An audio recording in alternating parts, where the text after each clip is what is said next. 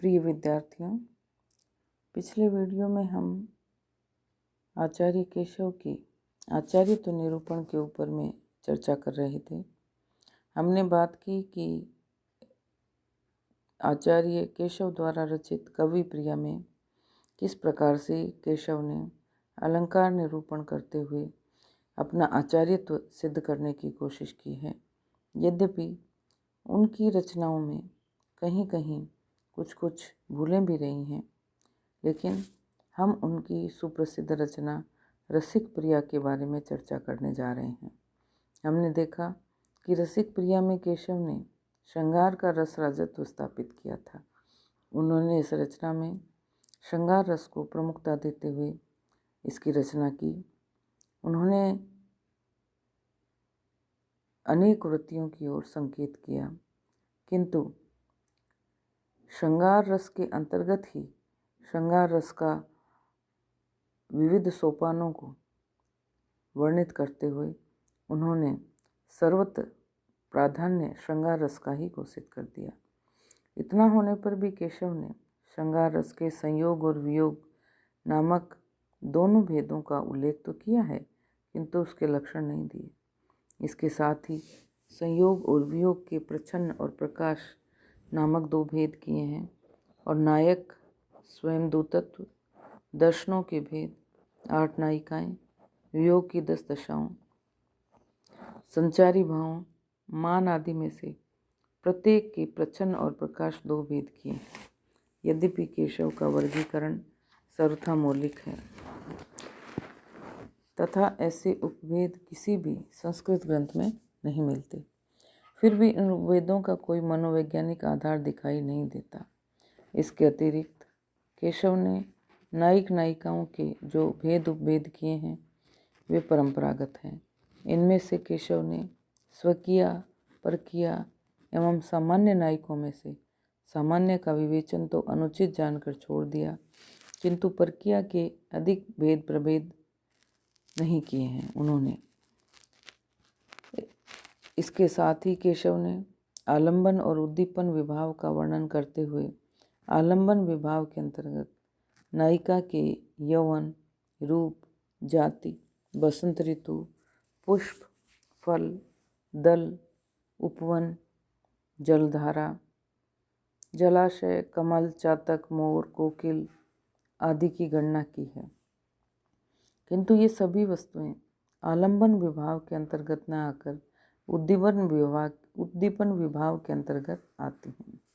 इसके साथ ही केशव ने उद्दीपन के अंतर्गत नायक नायिकाओं का परस्पर देखना, आलाप, आलिंगन, स्पर्श आदि की गणना की है। केशव ने विभिन्न भावों के लक्षण भी दिए हैं, परंतु विलास तथा कुटमति के लक्षण अस्पष्ट हैं। इसके साथ ही केशव ने हास्य के नवीन 4 भेद किए हैं: मंदहास, कलहास, अतिहास और परिहास, जबकि संस्कृत आचार्यों ने हास के लिए स्मित, हसित, विहसित, अपहसित, अतिहसित तथा उपहसित नामक 6 भेद किए हैं। केशव ने विवाद एवं आदि नामक 2 नए संचारी भावों को जोड़कर संचारियों की संख्या 33 स्वीकार की है। इस प्रकार केशव ने अलंकारों की अपेक्षा रस का विवेचन कहीं अधिक सफलता के साथ किया है, किंतु केशव ने रस विवेचन में कितने ही दोषों को अपना लिया है। यहाँ भी लक्षण और उदाहरणों में सामंजस्य नहीं दिखाई देता। बहुत से लक्षण अस्पष्ट हो गए हैं, फिर भी संयोग एवं वियोग श्रृंगार के उपभेदों, 35 संचारी भावों, नायिका नायक के मिलन स्थान, सखी जन के नवीन कार्य आदि के वर्णन में केशव की मौलिकता एवं नवीन उद्भावना के लक्षण होते हैं। केशव ने कितने ही स्थलों पर स्वतंत्र दृष्टिकोण से काम लिया है तथा अपनी गहरी सूझबूझ का परिचय दिया है। केशव ने परंपरागत लक्षणों में तनिक परिवर्तन अवश्य किया है।